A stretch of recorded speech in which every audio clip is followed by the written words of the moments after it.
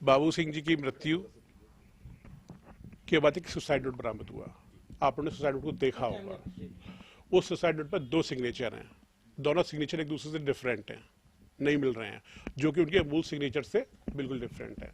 और बाबू सिंह जी 1978 में रजिस्टर्ड गोंदामा के दावे से इस जमीन के स्वामी होते थे, जो कभी वो हो नहीं पाए। उनका गोदनामा भी फर्जी करार करवा दिया गया 1999 में। बाबू सिंह मेरे ड्राइवर के रिश्तेदार थे, मेरे पास आए, मैंने उनकी मदद करी। इस मामले में एसडीएम महोदय के द्वारा एफआईआर लिखी गई। एसडीएम की एडीजी साहब के आदेश से नरेंद्र सिंह की गिरफ्तारी हुई। नरेंद्र सिंह की गिरफ्तारी हुई, वो 6 महीने 4 महीने जेल रहे। इससे उन्हें बड़ी तकलीफ हुई। उनकी जमीन बाबू सिंह जी के नाम पे आ गई। और अब जो जमीन आनी थी, जिस नाम का उस जो तहसीलदार बिल्लौर के आदेश जो उनको 2022 में प्राप्त हुआ था, वो जमीन जो थी, वो जमीन सिकंदर यादव ने जिस फर्जी वसीयत जिसमें रोल राजाराम पाल जी का था, उनके माध्यम से की। राजाराम पाल जी के मैंने सारे डॉक्यूमेंट्स आपको दिखा दिए जो प्रमाणित हैं।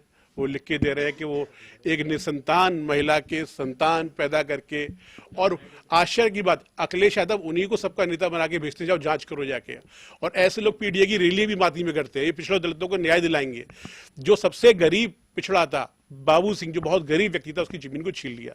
जो और चूंकि मुझसे तो व्यक्तिगत चिढ़ने का कारण अखिलेश यादव जी का है।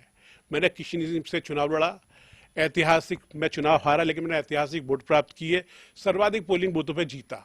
उनकी वहां की जमीन हिली। एक दलित उनसे बर्दाश्त हो नहीं सकता है।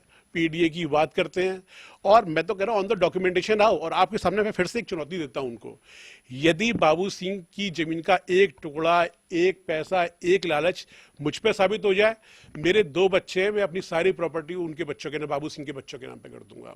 लेकिन यदि मैं ऑन द डॉक्यूमेंटेशन इस पूरे प्रकरण में बाबू सिंह के साथ हुए अन्याय में अखिलेश यादव को 15 मिनट में आपके सामने साबित कर दूं कि उनकी सरकार में किस प्रकार से बिना मूल वसीयत देकर रजिस्टर कर दी, बिना पेपर्स को दाखिल खारिज कर दिया, राजाराम पाल जैसे लोगों ने, राजाराम पाल के लोगों ने उनकी जमीन को छीन लिया, तो क्या उनके भी 3 बच्चे हैं, क्या 1/4 हिस्सा वो बाबू सिंह के बच्चों के नाम पे करने के लिए तैयार है? मेरी चुनौती को स्वीकार करें। देश विदेश की ऐसी ही तमाम खबरों के लिए देखते रहिए हमारा चैनल डिजिटल न्यूज गुरु।